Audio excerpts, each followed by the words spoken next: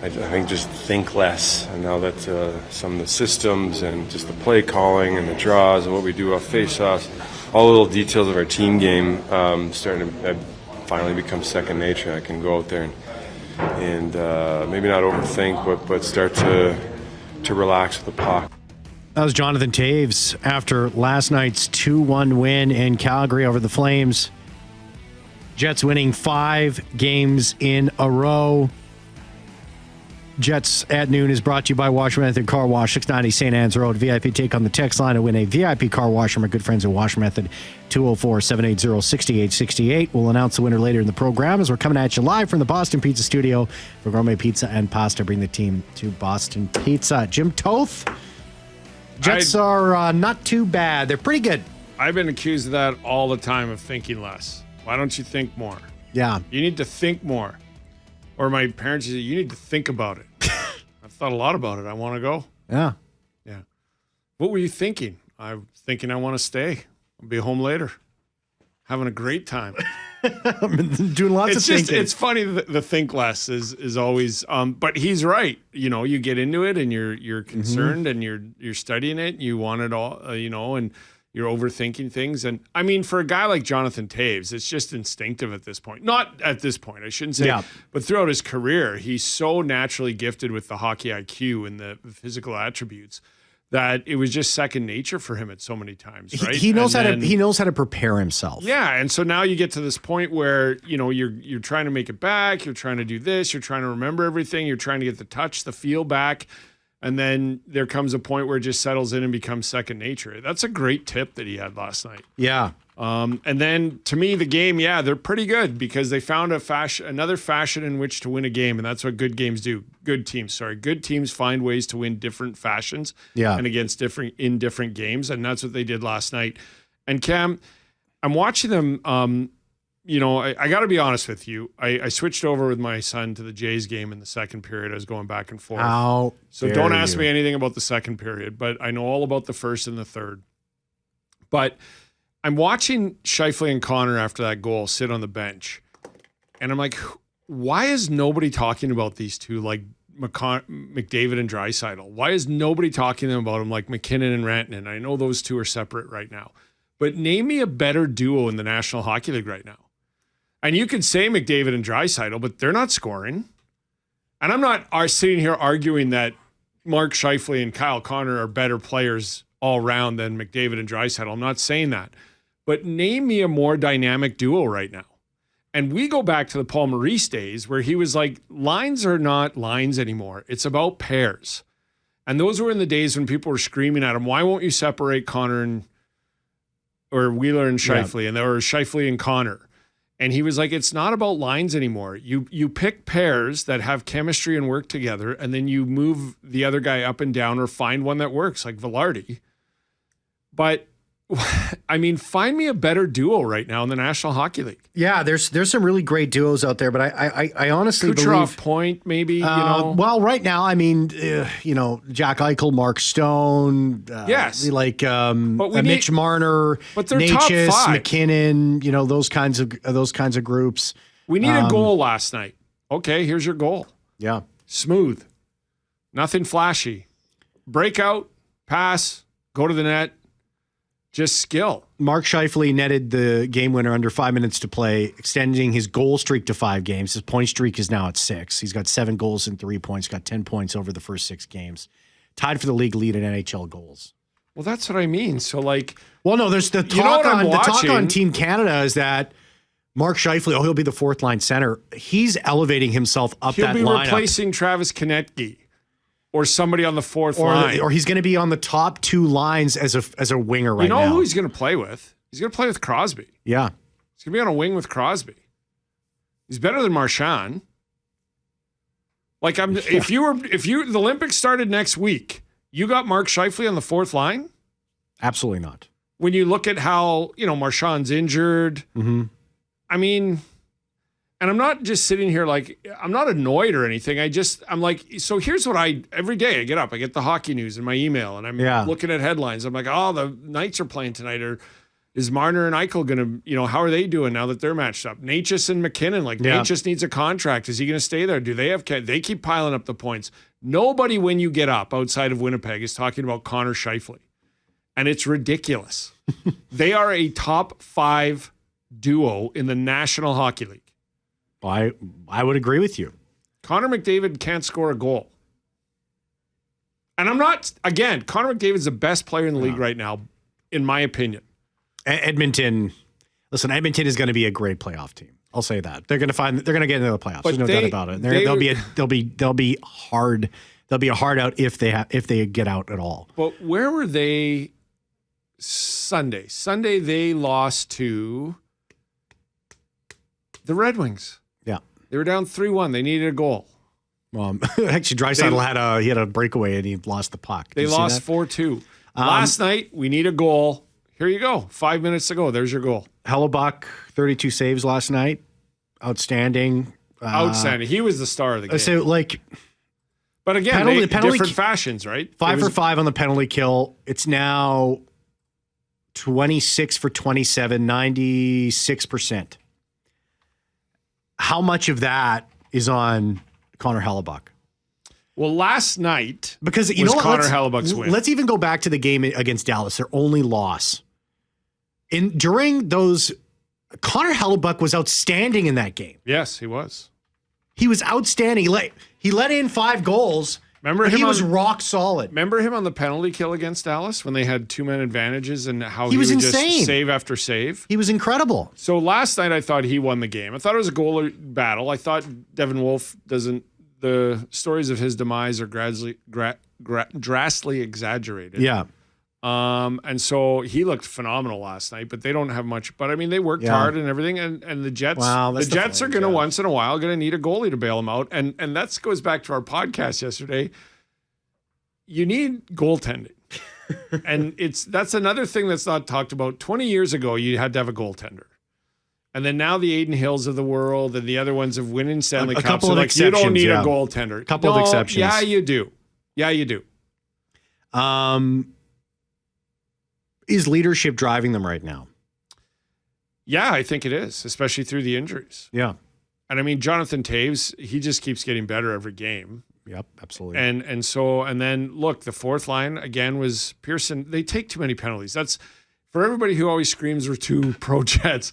There's a problem with this team so far this year through the first 6 games, and they're taking way too many penalties. Yeah. They took 5 penalties a game until the previous one to this on Saturday. Yeah. And then they took 5 penalties again last night. It's way too many. That will catch up to you. Yeah. They got to stop that. Calgary, 6 straight losses. The Flames are in a position where, and we're going to see them again here on Friday here in town.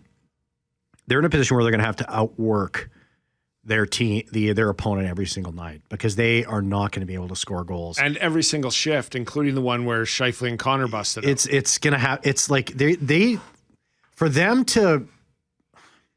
I don't want to totally discount them, but to get to 25 wins is going to be difficult for this team, and maybe not that 30. I'll say 30. 30 I think is fair. For them to get to 30 wins, they're going to need. You're going to look back on those 30 wins and be like, they played a full 60 minutes, the Flames, because that's what they're going to need to find ways to win. Because they're in a tough spot right now, and they overachieved last year, and they earned that 96 points. They did, they earned it, but they're in a world of hurt here, and the rink's going to be ready 27-28.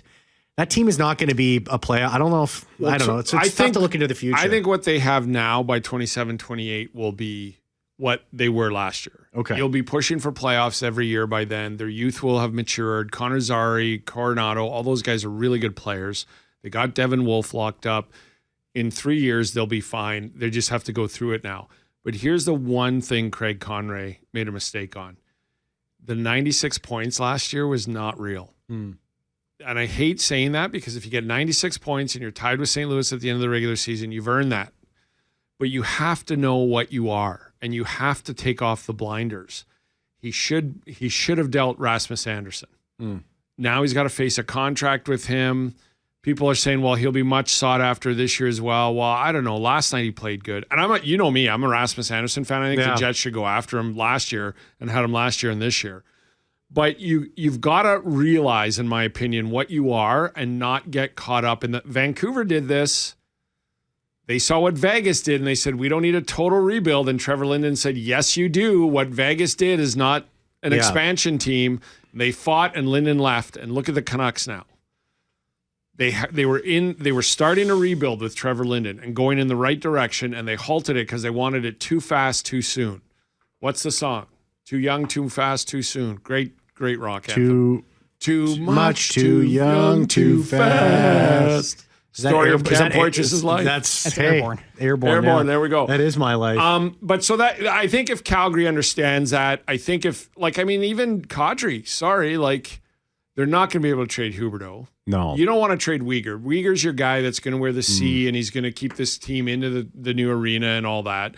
But you got to look at getting what you can for Kadri. You got to look at what you're getting. They got those Flyers in the trade and they re-signed them and they're going to be around for 2 or 3 years. But go young, go through it, mature as your goaltender matures, and then you'll be okay.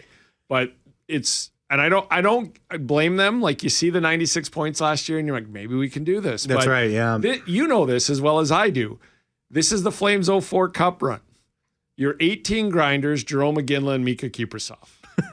And the minute you start thinking you're more than that after the lockout and come back and try to do it again, you realize, no, we got to work our tail off every night to do that again. Yeah. We're not. We're 18 grinders and one superstar and one superstar goalie. So they are what they are. But that being said, they played great. And that's the thing about the NHL. Like, they're not a good hockey team, but last night they gave it to the Jets, right? Like, they stood toe-to-toe with them. That's the thing. I think there's no easy games. It's going to be a tough game for the Jets. Coming on a back-to-back, and Seattle's coming in off a long road trip into town, and I think it's going to be a tough game for the Seattle Kraken. But we'll see what happens. But that's going to be a tough game on Friday. The Flames are gonna, like, you get another crack at a team that quick. Yeah, they're gonna be coming out. So call the Boston Pizza Jets and Noon hotline, open 24/7, 204-780-6800. Boston Pizza, come in for lunch every weekday to Boston Pizza. Get a delicious main side and ice cold drink for only $15 only at BP. The number one caller will be awarded a $50 gift card to Boston Pizza on Friday. Let's take a break. Let's come back after 12:30. Penalties, you mentioned them, Jim. Are penalties up this year? They are. If we take a small sample size, I'll explain exactly what I'm talking about when we come back after 12:30. But before that, WHA, is there a resurgence of the WHA, Jim Toth? I think a lot of people would like it. And a lot of those people that would like it probably got, back in the WHA days, a little too much, too soon, too fast. Yeah. Were you a fan of the Calgary Cowboys back in the day, Jim? Oh, this is before your time. Yeah. I do remember Cooper Alls. That was before your time. I'm sorry to age you there, Jim. That's okay. But there's a leg off and count the rings to see how old I am. But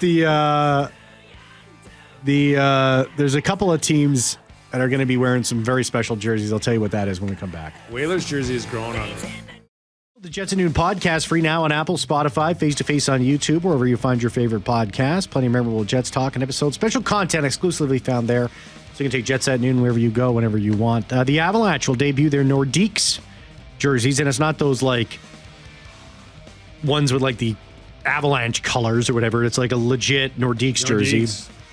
And they're also playing Carolina the Fleur de Lis. And they're taking on Carolina on Thursday, and Carolina's going to be wearing their Whalers jerseys. So it's going to be the Nordiques versus the Whalers.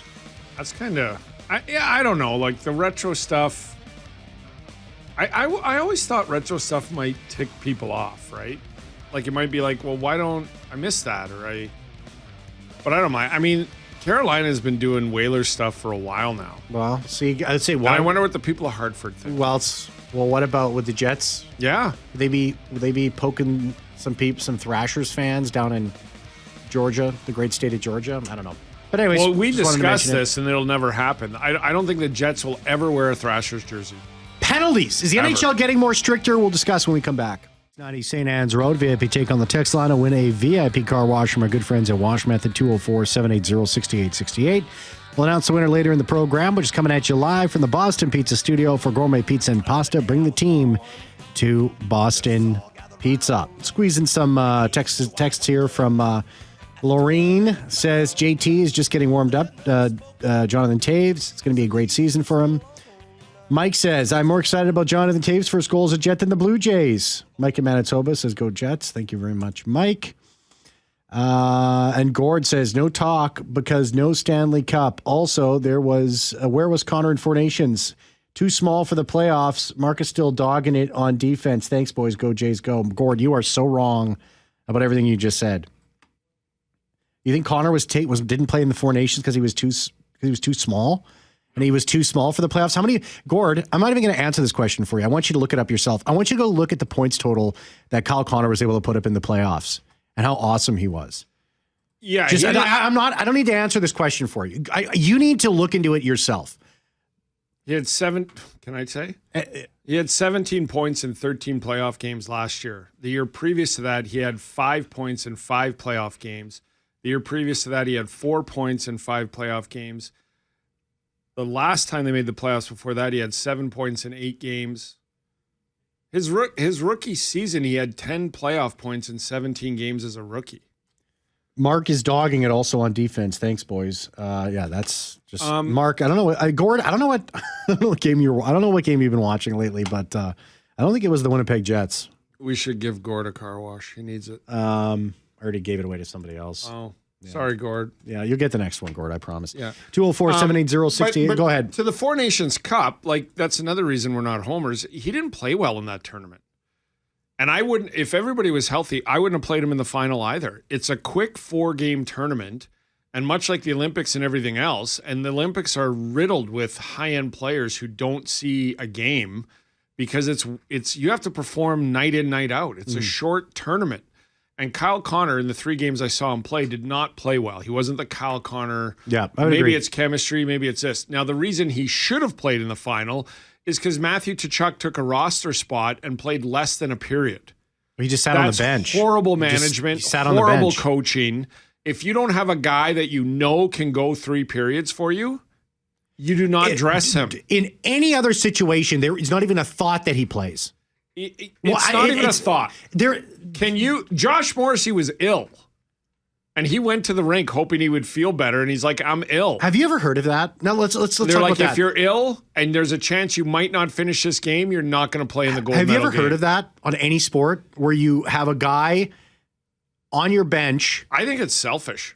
And that cannot play. I think there's been some playoff games where there literally was no better. I mean, there's the odd issue. I think there was a Flames time where like a 50% Jerome McGinley was still better than 100% whomever they had. And you just hope for the best. And, the gold medal game, I get it. Like, it's a gold medal game. But so I'm at the point, my point to this is if you get into the second period and it's really a struggle, but if you can't even get out of the first 10 minutes of a first period, you should not be dressed in a game like that. And the trainers know that. The coaches know that. And Tkachuk knows that. Mm-hmm. I love the fact that he's a quote-unquote gamer, but if you cannot even get out of the first period, you should not have a uniform on, especially when you have a healthy Kyle Connor there. Keith, the plumber, says, Taves looks like he's getting more and more back to himself. I just realized that he's tied for 5th in points through 6 games on a really good Jets team. That's not too bad for a guy that missed Have you watched much time in 37. Kyle Connor back check this year?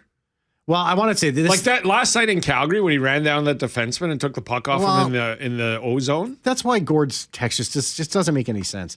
KFC is Ian text shows us KFC is a puck hound who's always forechecking and chasing down pucks that turn into offensive chances. I mean, once these guys bought in and realized that you get offense off good defense, it's like a drug, right? Yeah, they're like puck sniffing dogs now. They got a taste, and they just. I literally during that game last night rewound and showed my son Kyle Connor's forecheck on the defenseman turned into his own end and had 2 guys, and before he could pick a guy to pass it to, Kyle Connor lifted his stick in the Flames end and turned around and made a nice pass that was a shot on net. And I'm like, that is how you forecheck. That is how you back check. That is how you, again, he created offense. He stole the puck and got a shot, and they had a grade A scoring opportunity. I'm like, that's how you get opportunities.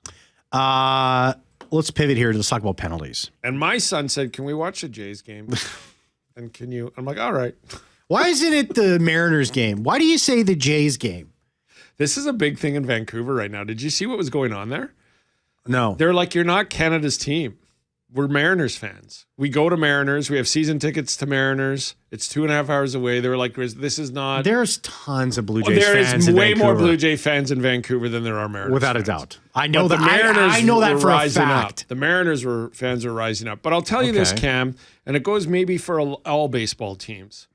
Just like last night for the Jays, you can always count on a Houston Astro to save your season.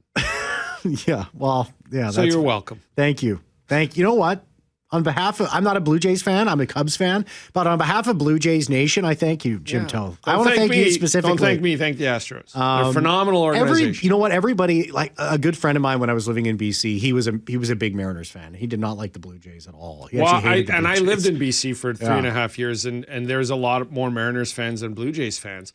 And it goes into like us here in Manitoba when we think of Toronto, center of the universe, blah, blah, blah. Out west, when they have a Major League Baseball team 2 hours away, they're the ones going, well, that's not our team, and it's Toronto, and Toronto doesn't care about us, and we don't. They're Mariners fans. Yeah, but is there that big? I know that there's Twins fans here in Winnipeg, but not to the level of the Jays are by far the biggest team. But I mean, if you go down to a Twins game, all you'll see is Manitobans and Saskatchewans. Oh yeah, Saskatchewanites, Saskatchewanians, and families. Like I don't know how many times I've been to a Twins game and the Jays are there, and it's farm families, 7, 8 people in the group. I think per capita, Saskatchewan might be the biggest Blue Jays fan base in the entire country. Maybe like per capita.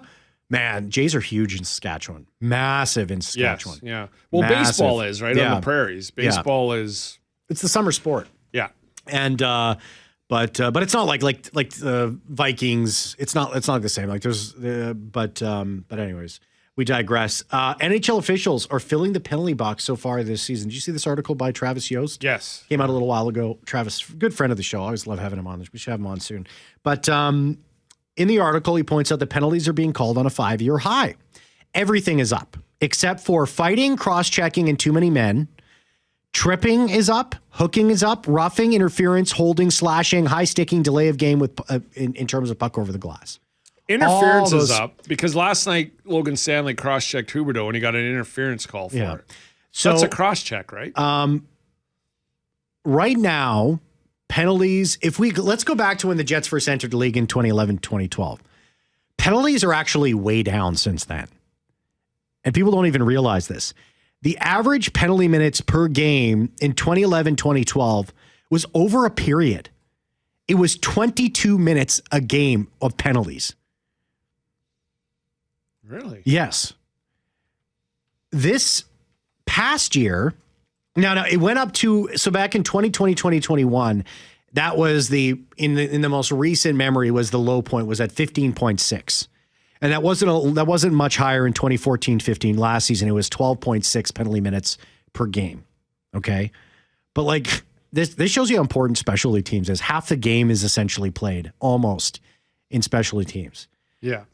This year right now, so far in 2015, 2016, it's 18.6, which is a 13% increase from last year, which is a lot, but doesn't it feel like way more though? It does. And it just feels like a lot more. And it's because we're used to watching and listening to Jets games where they take 2, maybe 3. Yeah. They have their nights where they take 5, but those are rare. And that's why people were frustrated with the penalty kill years previous, because they're like, you only have 2, and if you're giving up a goal every second one. So that's really how they turned, in my opinion, how they turned a lot around was when they stopped taking penalties. Okay.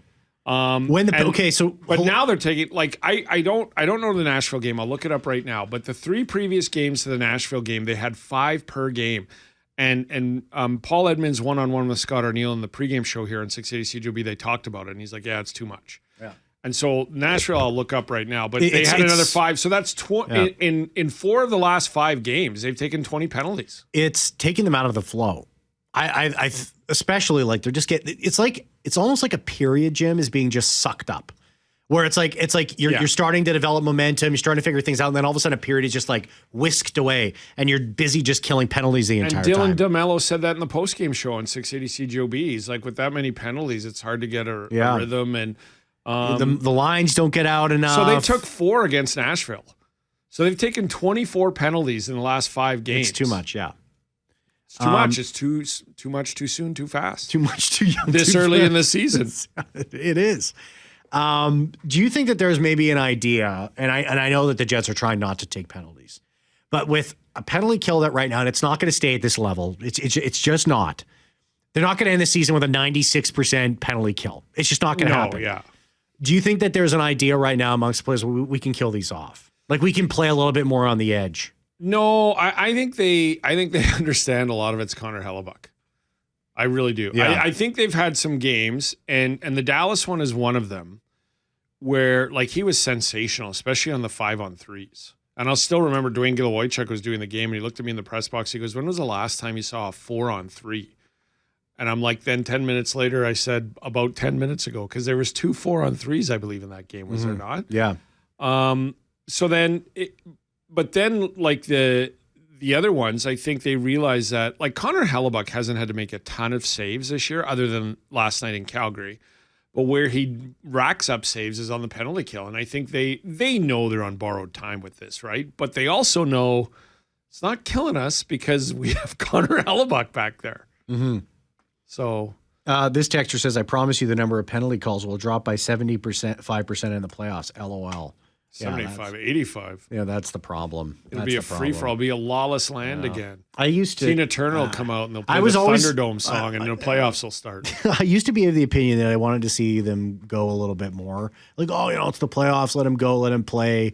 I'm not like that anymore. Like, you got to call it like it's the season. There's too many games, in my opinion, being decided on in the playoffs. And I can't specifically go, that penalty cost them the game, and I can't prove it to you.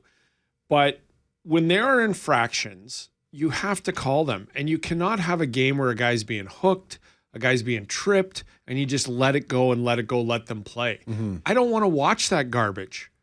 I want to see the guy have to play defense, and if he gets beat and they score, he got beat. That's good hockey to me. What's not good hockey is tackling and tripping each other and hoping something bounces in. Mm-hmm.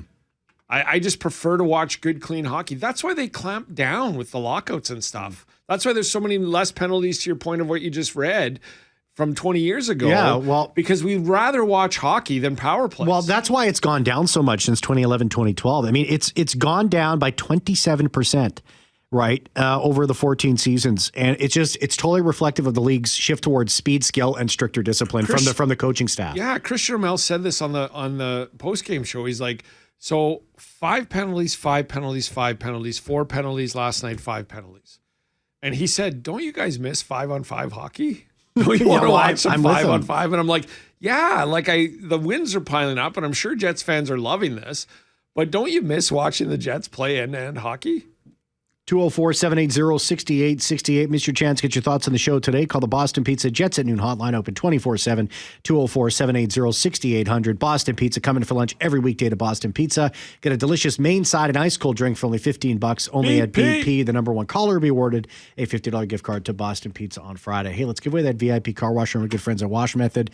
And we got time. Let's squeeze in some of your guys' text messages and your thoughts on the Winnipeg Jets when we come back. This texter says, this is a question, and I don't want your response now, Jim. I want your response after. This question is for Logan Stanley's superfan, Jim Toth. Oh, yeah. I can't believe you got. How did you get labeled with guy. this?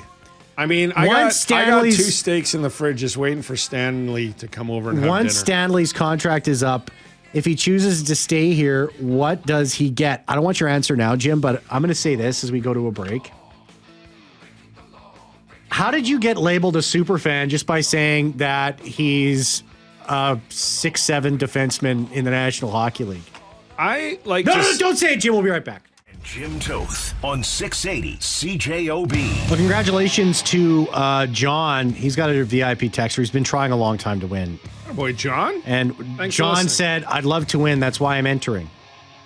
That's what he texts the show. So I'm like, John, you've been trying long enough. When you try and try and try and try and try every day. You're on your phone. You're texting us. You got to keep trying. This is tenacity. This is how you make it. John says, I'd love to win. That's why I'm entering. There you go, John. You got yourself a VIP car wash. It's not complicated. No. We look like pretty simple. And you know men. what? Throw me a compliment every once in a while. That helps. Is it that bad? That I can attest to. This texter said this question is for, we teed it before, this question is for Logan Stanley's superfan, Jim Toth. Once Stanley's contract is up, if he chooses to stay here, what does he get? Cap is going to go up. I think around $5 million would be reasonable. Term, on the other hand, is a mixed bag. What do you think, Jim? What's the texter's name? No name. Oh, surprising. 7 years by $7 million, $49 million for Logan Stanley. Lock him up. To play in the bottom six. Lock him up. And be a healthy scratch once in a while when everybody's healthy. Lock him up. No, in all seriousness, I think Logan Stanley will choose opportunity over. When he asked for a trade, then signed a one-year deal and joined us here on Jets at Noon, he said, I love this organization. I love being here. They've taken such great care of me, but I need to play. Well, he requested a trade even that one That's what deadline, I mean. yeah. And then he signed that one-year deal right after the playoffs and the offseason and joined us. And we asked him about the requested trade. And he's like, I love this organization. They treated me so well. I do not want to leave. I want to be a Winnipeg Jet. However, I need to play. So this is what he's doing. He's making the most of an opportunity so far. And let's not forget, when Dylan Samberg comes back, I don't know his future, but he's played well enough to make the coaching staff question who comes out. Yeah. That being said, I think he has a 2 to 3 year deal at maybe 1.5, 1.8 million per. If he wants the longevity and the money, that's what he does. Upwards if he of wants 2, to play, I think he goes somewhere else. This texter says, afternoon, boys, on a different topic. Why can't the NHL put the ref's name on the back of their jerseys again? If for no other reason, it'll give the fans someone to yell at. And with any luck, help keep them in line. That's a bad idea because they got kids. And they don't need their names out there. You can look it up on the game it's on the sheet game. It's on the game website. sheet. Yeah, their names are on the game sheet. Yeah. But to have their names on there, so I'm kidding about the kids. They have families and stuff. But look, I don't think this is the one thing we didn't talk about when we talked about the number of penalties. Which penalty was egregiously not a penalty? Well, I don't remember one. I think that they're well. That's why I'm not complaining about it. Like I'm last just saying night, it's too many penalties. The parade to the box. There's maybe been one a game where I go, well, that could be a penalty, it could not be, and I have no problem with those being penalties if that's the case. But there hasn't been one in the last 6 games that I'm like, oh, that is a terrible call and not a penalty. They're taking too many penalties. Jim Toth will take you all the way till 2 o'clock. Thank you very much, Jeffrey Fortier, for producing the show. That's it for me. Be back same time tomorrow. See ya.